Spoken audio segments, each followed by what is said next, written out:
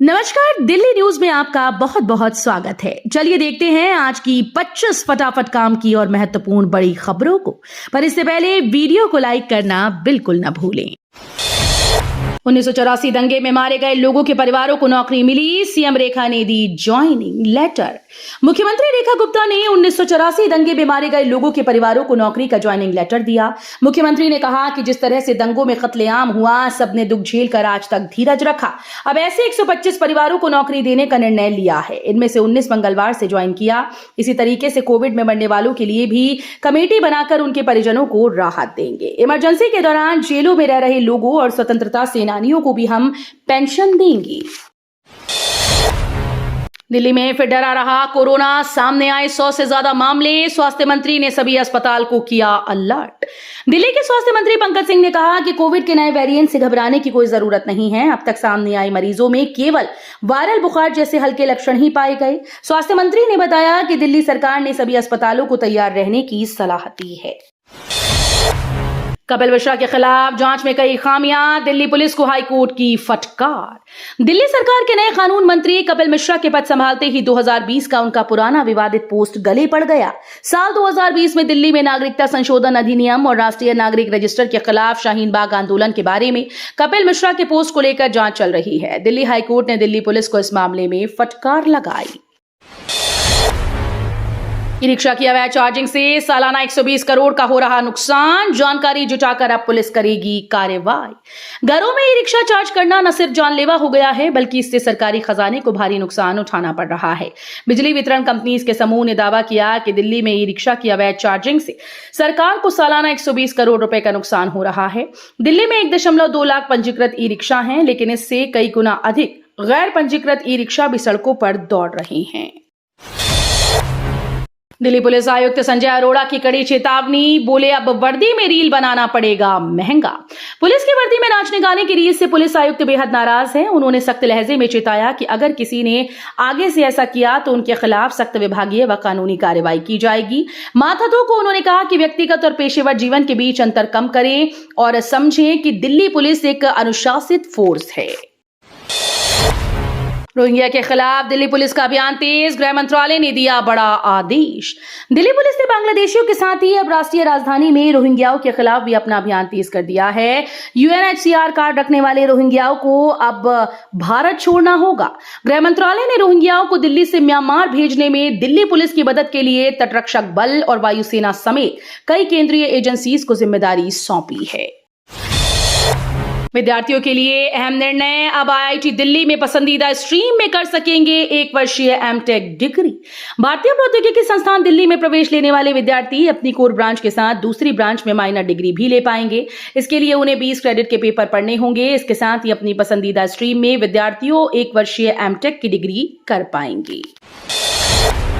Corona का नया attack, इस साल पहली बार एक्टिव केस 1000 के पार।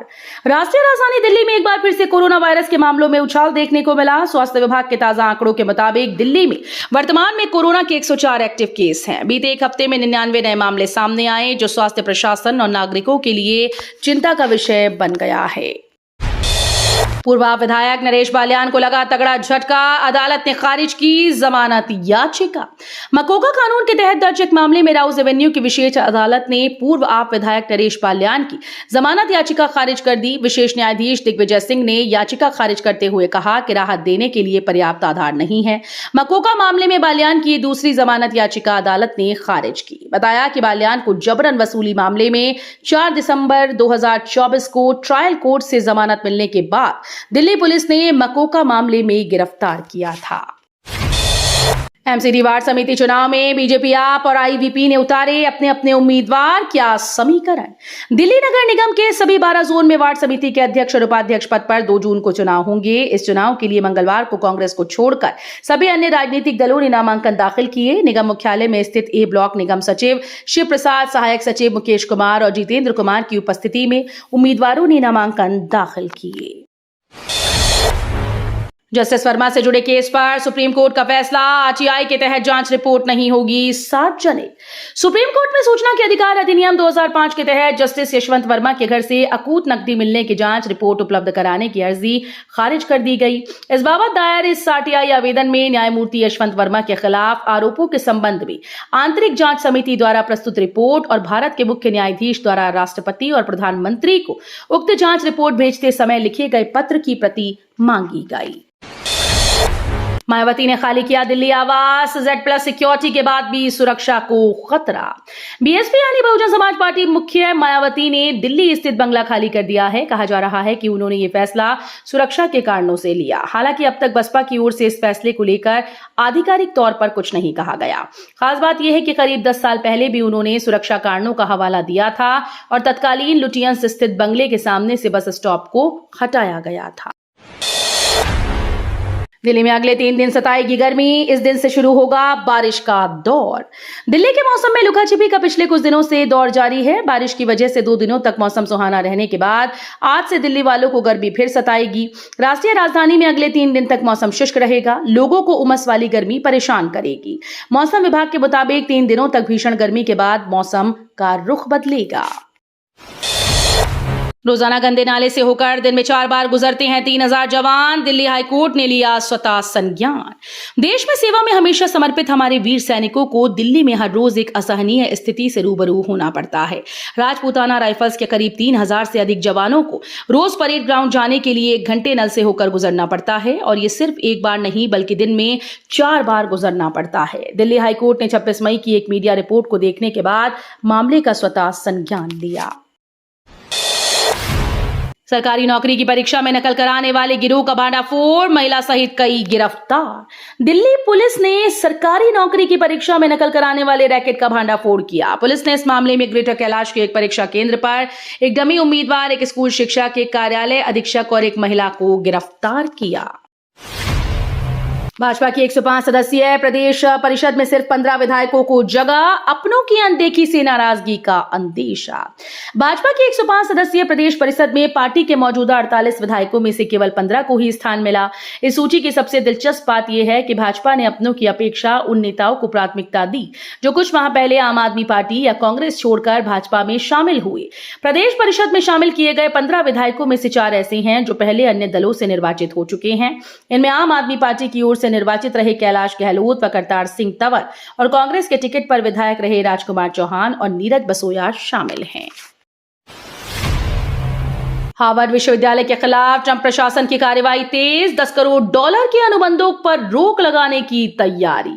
हार्वर्ड यूनिवर्सिटी के खिलाफ ट्रंप प्रशासन लगातार कार्रवाई कर रहा है। अब संघीय एजेंसी से हार्वर्ड विश्वविद्यालय के साथ किए गए $10 करोड़ के अनुबंधों को रद्द करने के लिए कहा गया। जनरल सर्विसेज एडमिनिस्ट्रेशन के एक मसौदा पत्र में एजेंसीज को विश्वविद्यालय के साथ अनुबंधों की समीक्षा करने और वैकल्पिक विक्रेताओं की तलाश करने का निर्देश दिया है। अमेरिकी बाजार में भारत की धाक 2025-26 तक $1 लाख करोड़ का होगा एक्सपोर्ट। अमेरिकी बाजार में भारत को मिलती बढ़त और मैन्युफैक्चरिंग हब के विकल्प के तौर पर भारत को उभरता देख federation of Indian export organisations का मानना है कि चालू वित्त वर्ष 2025-26 में देश का निर्यात $1 लाख करोड़ के स्तर को छू सकता है। पिछले वित्त वर्ष 2024-25 में वस्तु व सेवा को मिलाकर भारत का कुल निर्यात $825 अरब का रहा। दिल्ली के होटल्स को लेकर सामने आया खौफनाक सच, जालसाज ऐसे कर रहे थे इस्तेमाल। दिल्ली के होटल जालसाजों का नया ठिकाना बन गए हैं। ठगों ने पहाड़गंज के होटल में कमरा लेकर एक बुजुर्ग को डिजिटल अरेस्ट कर उनसे 25 लाख रुपए की ठगी कर डाली। आरोपितों ने पीड़ित से उनकी पत्नी के आभूषण तक बिकवा दिए। इस मामले में दक्षिणी पश्चिमी जिले की साइबर थाना पुलिस ने 3 शातिर जालसाज, छत्तीसगढ़ के रायपुर निवासी राहुल वर्मा, उत्तर प्रदेश के झांसी निवासी शांतनु रिचोरिया और सहारनपुर के निवासी अर्जुन सिंह को गिरफ्तार किया।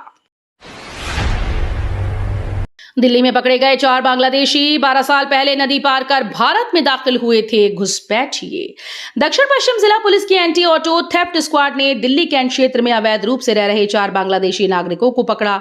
चारों एक ही परिवार के हैं। पुलिस ने इनके पास से बांग्लादेशी पहचान संबंधी दस्तावेज भी बरामद किए। पकड़े गए बांग्लादेशी नागरिकों की पहचान मोहम्मद असद अली, नसीमा बेगम, मोहम्मद नईम खान और आशा मोनी के रूप में हुई। मोबाइल चोरी और झपटमारी करने वाले गिरोह का भांडाफोड़, पुलिस ने 3 आरोपियों को दबोचा।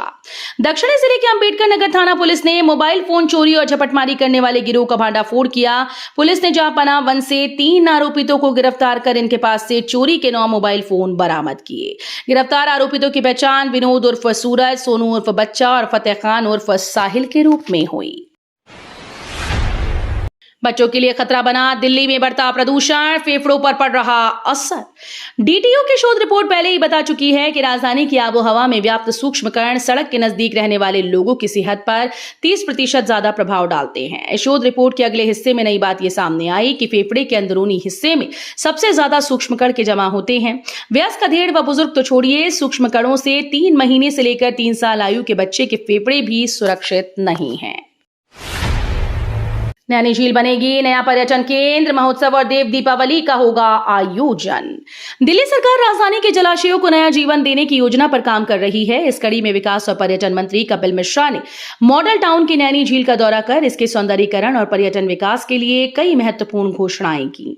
दिल्ली पर्यटन परिवहन विकास निगम के तहत संचालित इस झील को laser show, modern fountain, shikara boats और कैफे के साथ आकर्षक पर्यटन स्थल बनाया जाएगा।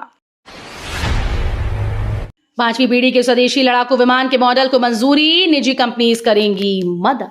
भारत में बनने वाले 5वीं पीढ़ी के लड़ाकू विमान यानी एडवांस्ड मीडियम कॉम्बैट एयरक्राफ्ट के प्रोडक्शन मॉडल को मंजूरी मिल गई। केंद्र सरकार ने मंगलवार को यह जानकारी दी। रक्षा मंत्रालय ने बताया कि एयरक्राफ्ट को बनाने के लिए सरकारी के साथ निजी कंपनीज को भी बोली लगाने का मौका दिया जाएगा। आपके दफ्तर के लिए जमीन आवंटन पर हाईकोर्ट ने केंद्र से मांगा जवाब, आज होगी अगली सुनवाई। दिल्ली हाईकोर्ट ने आम आदमी पार्टी की याचिका पर केंद्र सरकार से राष्ट्रीय राजधानी में पार्टी दफ्तर के लिए जमीन आवंटन पर रुख स्पष्ट करने को कहा। न्यायमूर्ति सुब्रमण्यम प्रसाद की एकल पीठ को बताया गया कि पूर्व में दिल्ली सरकार के मंत्री रहे एक के पार्टी नेता वर्तमान में दीनदयाल उपाध्याय मार्ग स्थित प्लॉट 23 और 24 पर कब्जा किए हुए हैं। तो ये थी आज की बड़ी खबरें। रोजाना ऐसे ही सबसे पहले अपडेट पाने के लिए चैनल को सब्सक्राइब करना बिल्कुल न भूलें। धन्यवाद।